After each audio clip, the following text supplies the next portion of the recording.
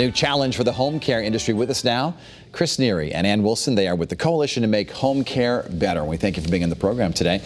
And Chris, I'll begin with you. What exactly is the issue here? Well, the issue, Dennis, and thank you for having us on. There is a section in the House budget called Section 305 that not only prohibits non-competes, but in our opinion, prohibits non-solicitation agreements in the home care industry. And what this bill will do is it will harm the agency model. And we do believe there's ability to compromise, to come back to the table and to find a resolution to this bill that will satisfy both the governor's office and the home care industry.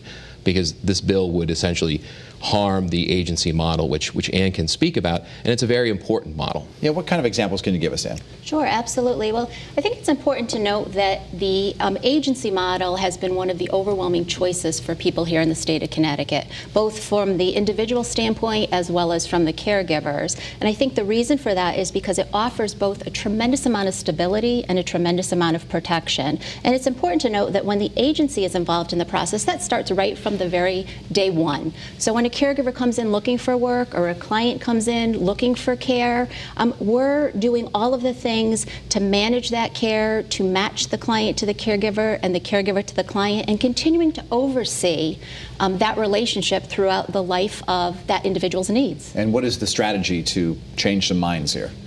Well, initially, there had been efforts by this coalition and other coalitions to get in touch with legislators, get in touch with senators, and convince them that this was not a productive bill for the home care industry.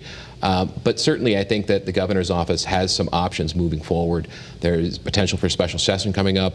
There's also the potential that this could be revisited in the next session, where the home care industry would be allowed to have the non-solicitation agreement that is very, very common across service industries in the United States, and this bill does not allow for that. I know some of the viewers at home are probably saying, how does this impact me? How does it impact the customer? Right. Well, I mean, there's over 700 agencies here in the state of Connecticut with over 35,000 employees, so you could just imagine the number of people that we're serving in homes that we're in. And I think the biggest piece is that we don't want to lose that continuity. We don't want to lose those checks and balances. It's really about the people and continuing to ensure that they have quality care that allows them to stay in their home where they really want to be. There seems to be some disappointment that it was sort of done without much fanfare.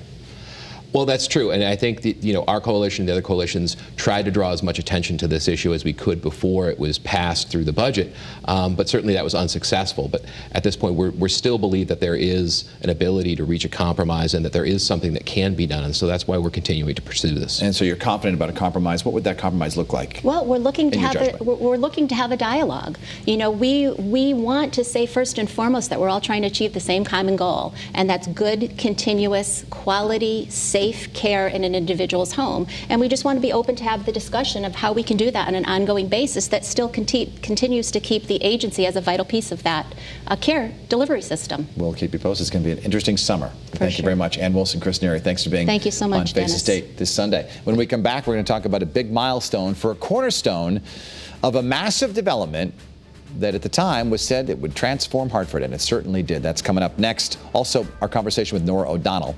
And we welcome your comments on social media right now, Instagram, Facebook, and Twitter. You can find me at all three.